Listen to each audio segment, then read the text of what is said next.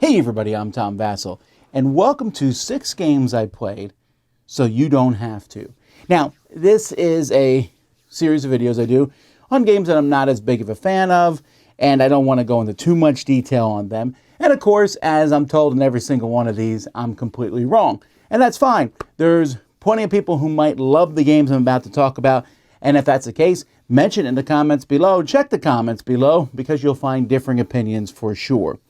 So we'll start with my least disliked to my most disliked here of these 6 games. So we'll start with Psychic Pizza Deliverers Go to Ghost Town. This one's a 5 out of 10 for me.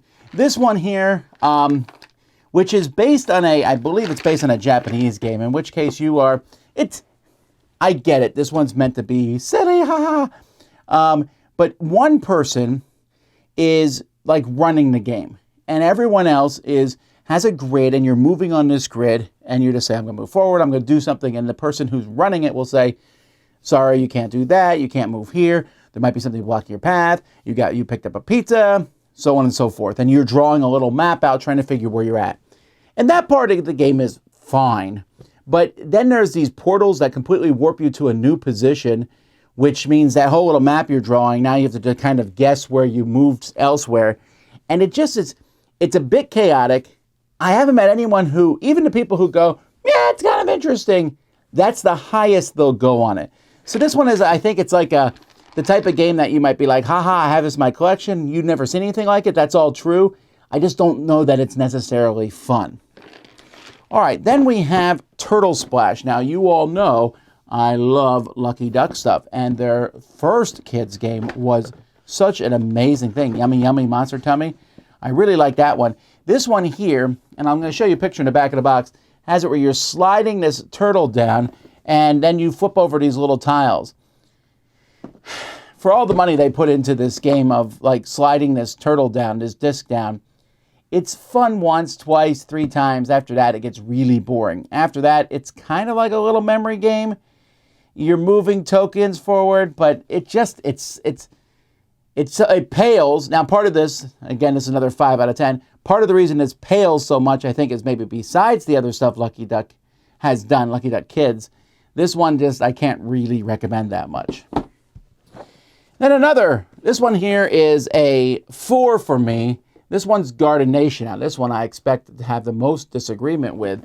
This one is a gorgeous game from Bombix, and in it you are like the borrowers or something like that. You're running around town moving things.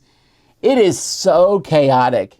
As I move over here and build this tower, and you move over here and we score points, there's just no fun in it. It's beautiful. It has really nice components. No one's going to argue over just how gorgeous this game looks, but I just found it to be not an impressively fun affair to play. It's kind of like a puzzle game with buildings, and then you're trying to get a 3 building over here and a size 2 over here.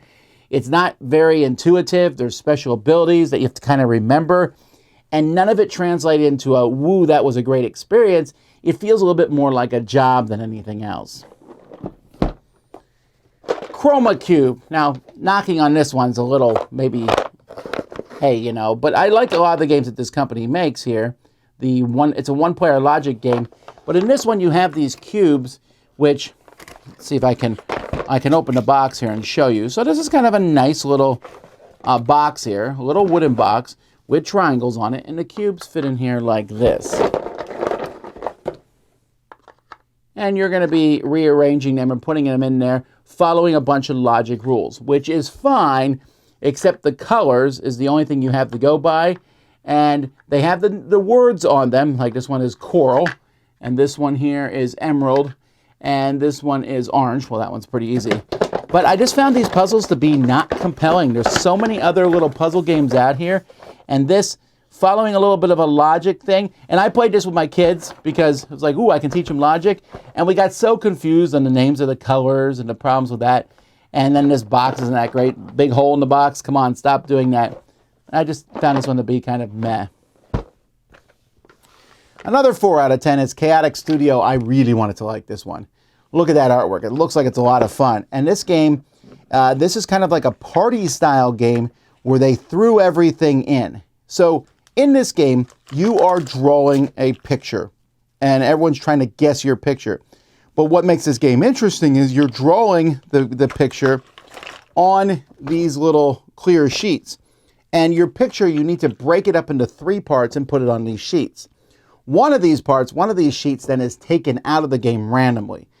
And then everyone's going to look at the other sheets and use those sheets in their head to form a picture. And you want people to guess it not too early, but not too late. So that it's like the people who made this game were like, hey, it's a drawing game. I got a good idea. Let's, have the person draw it in 3 parts. Okay, it's kind of interesting, although I will argue that it is not easy.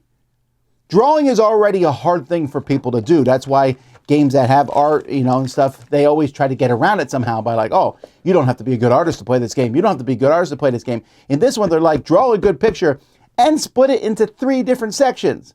That's I would bet a lot of artists would find it to be tricky, like which part do I put on which page?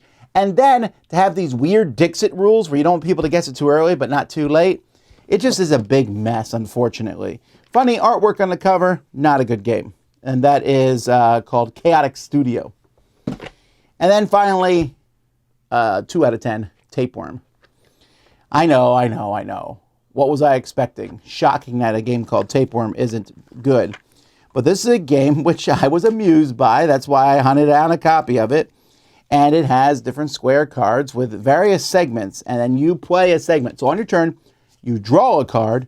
You then play as many segments on one line as you can. And if you get rid of all your cards, you win. That takes a really long time, unfortunately. Then there's also special abilities. Make someone else draw a card. Draw some cards, discard cards. Basically, you're trying to get it so that all the cards in your hand are one segment. And also, the card you draw will hopefully be part of that segment. Tapeworms is kind of a gross subject. This is haha, cute, funny pictures on the cards, so they're making light of that. And I get what that is, but this is worse than, say, Uno. It just goes on forever. The board fills up. You have a hard time. There's some cards that cut tapeworms in half, which are pretty much the only way that you'll get a good chance at winning. And it's bleh. And so, really can't recommend that one. So there you go, folks. 6 games I played, so you don't have to. I'm Tom Vasel. Thanks so much for watching. We'll see you next time on the Dice Tower.